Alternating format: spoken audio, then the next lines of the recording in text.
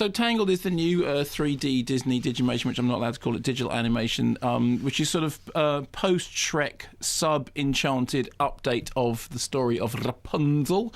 Mandy Moore voices the heroine who very early on is stolen from her parents by an old crone who uses her magical powers in order to stay young. She is kept in this tower every day. She looks out, every year she looks out of the tower and sees a bunch of balloons, lanterns being thrown up into the sky by her parents who are desperate for her return. She doesn't realise that she is the lost princess. She knows only that she is kept in the tower by the person she believes to be her mother, to keep her safe from the horrible world. One day along comes a square-jawed outlaw-type lunk who says, OK, fine, I will take you to see the festival if that's absolutely necessary, but I need something in return. So she says, great, goes out into the real world for the first time and discovers that it is full of scoundrels and thieves. Here's a clip. Ah, there it is. The snuggly duckling. Don't worry, very quaint place. Perfect for you. Don't want you scaring and giving up on this whole endeavor now, do we? Well, I do like ducklings. Yay! Garçon! Your finest table, please.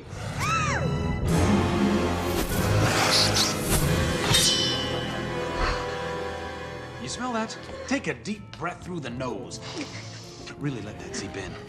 What are you getting? Because to me, it's part man smell, and the other part is really bad man smell. I don't know why, but overall, it just smells like the color brown. Your thoughts? That's a lot of hair. She's growing it out. Is that blood in your mustache? Goldie, look at this. Look at all the blood in his mustache. Good sir, that's a lot of blood. Hey, you don't look so good, Blondie. Maybe we should get you home, call it a day. Probably better off. This is a 5-star joint after all, and if you can't handle this place, well, maybe you should be back in your tower. Is this you?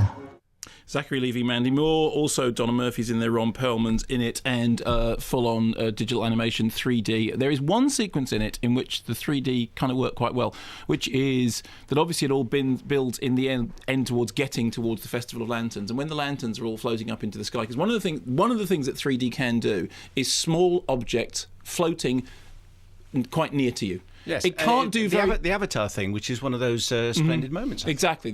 That's one of the things it can do because of the weird sort of miniaturization which 3D causes. A very interesting letter, and I'm sure everybody's now seen it, written by Walter Murch to Roger Ebert about exactly why scientifically 3D doesn't work, which is to do with the point of convergence and the plane of focus not being the same thing. You can read it; it's online, very well argued. But one of the few things it can do is small things floating quite close to you, and at the end, in the 3D with the lanterns going up, there are small things floating quite close to you, and it does that quite well. As far as the rest of it's concerned, it's very much a good, solid, workmanlike, run-of-the-mill, not groundbreaking, and certainly not something that's going to last digital animation, which was fun and jolly and cute, had nice gags for the kids, had nice gags for the grown-ups, sort of had built towards a big sentimental climax, which sort of worked. The songs were of the usual high standard. I don't think it's up there with the best of the stuff, which is things like Hunchback of Notre Dame or Beauty and the Beast.